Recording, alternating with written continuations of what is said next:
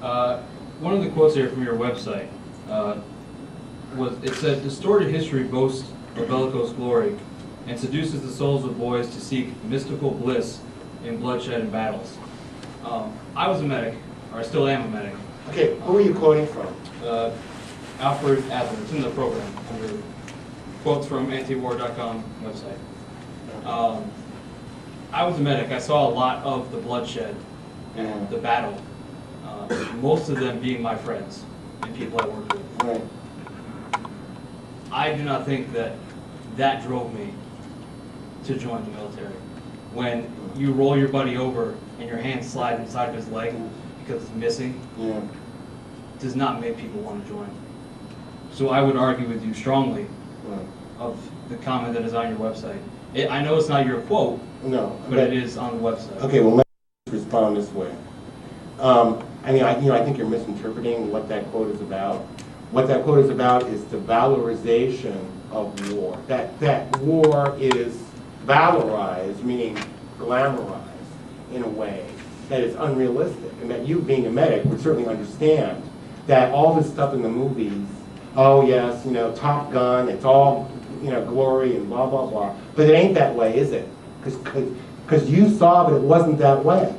So that is all that quote is saying, is that it is not this story, this narrative that people are telling themselves. It's not Hollywood. It's gritty realism. It's real and it's bloody. That's all that quote is about. I just interpret it as that's what drove them to join. Well, I think that if you look at some of the advertising, that is, like the recruiting, like those stupid ads on TV, oh yeah, Mom, I want to find something that's greater than me, and blah blah blah. It's not like that. It's kids who have no alternative. A lot of them, right? Like I was talking to a cab driver coming back from Michigan, and it was this black guy, right? And he's saying, yeah, I had 2 recruiters come after me in high school. One was from the Marines, and one was from the Army. And they were both lying to me. And one was saying this, oh, you're not going to go into battle.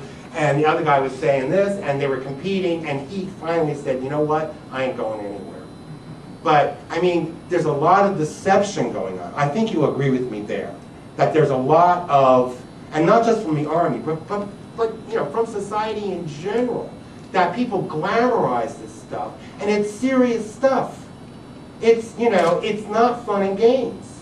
So that's what I object to. Just give one comment. Yeah, go ahead. For them to, the only thing I would say is I was never approached by recruiters. I joined on my own accord. Right. Okay. Because I wanted to get medical training. My goal was to become a nurse, but now I'm going for PA school.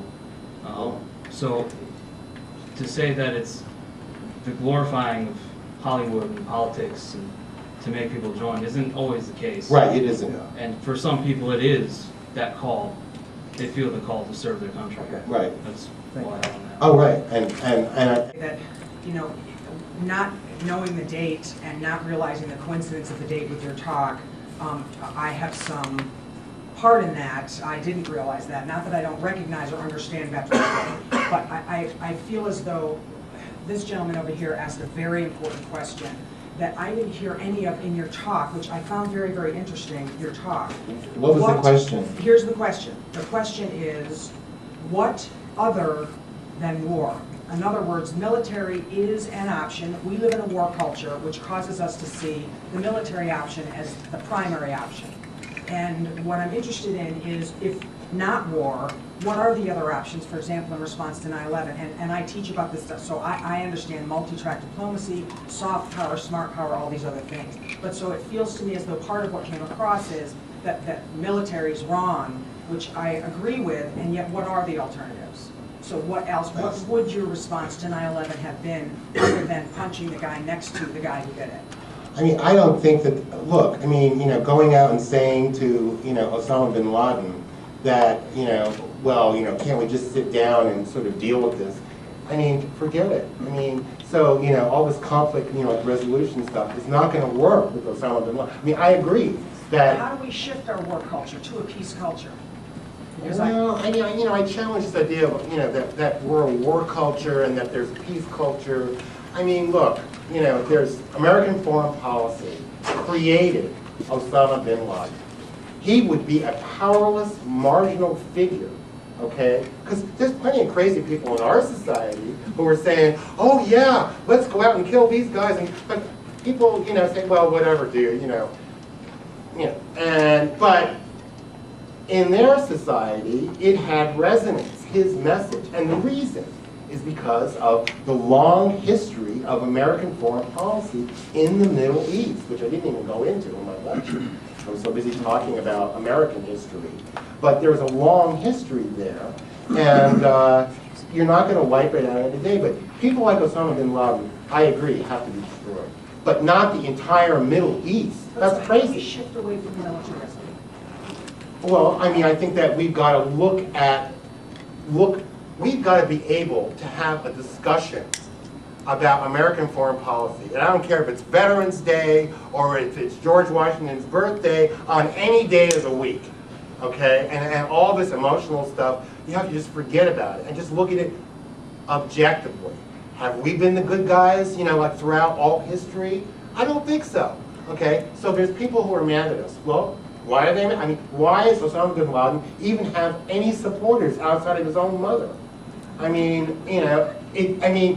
He's obviously crazy, but hey, Hitler was crazy too, and he had millions of followers.